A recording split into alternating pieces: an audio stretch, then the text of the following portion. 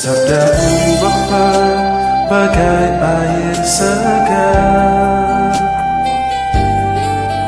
membasahi menyuburkan bumi.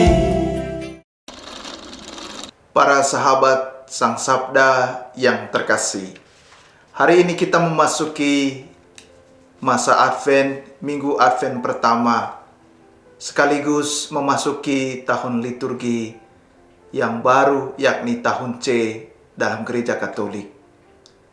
Dalam Minggu Advent pertama, kita diajak untuk setia menantikan kedatangan tunas Daud, yakni Kristus. Yeremia dalam bacaan pertama mengajak seluruh umatnya untuk mempersiapkan kedatangan tunas Daud itu dengan sungguh-sungguh. Dalam masa penantian ini, Yeremia menegaskan bahwa perlu mempersiapkan diri dengan baik, karena yang datang ialah yang kudus dari Allah, yakni Kristus. Karena itu dalam bacaan kedua, Rasul Paulus mengingatkan jemaat di Tesalonika bahwa kehadiran Kristus perlu dipersiapkan. Apa yang perlu dipersiapkan? Yakni hati. Rasul Paulus menegaskan bahwa kuatkanlah hatimu supaya tak bercacat dan tetap kudus di hadapan Allah dan Bapa pada waktu kedatangannya. Sehingga hati kita perlu tetap menjadi kudus. Karena itu, Paulus menegaskan kembali kepada jemaat di Tesalonika untuk merawat hati.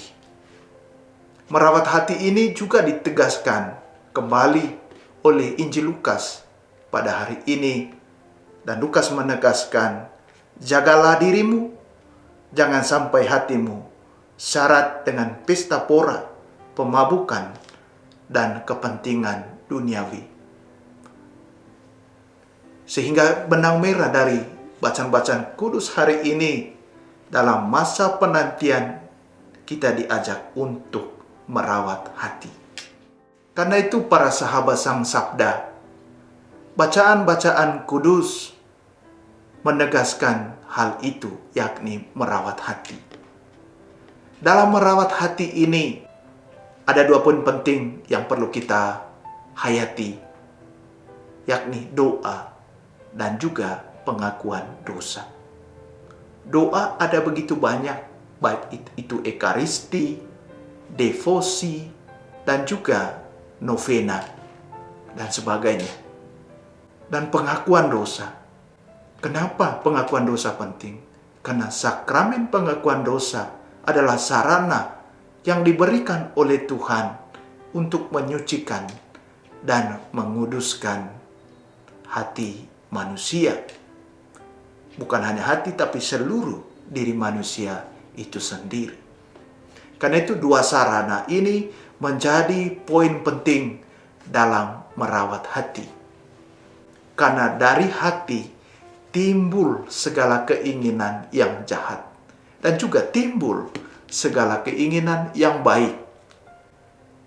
Karena itu doa menjadi sumber kekuatan kita, karena doa adalah sarana utama untuk membentengi diri kita dari segala serangan atau godaan yang membawa kita pada perbudakan dosa.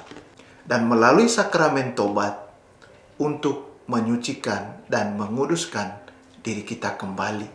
Karena kita yakin dan percaya bahwa walaupun kita tekun berdoa, setia merayakan ekaristi, setia mendengarkan firman, tetapi kerap kali toh kita jatuh dalam dosa.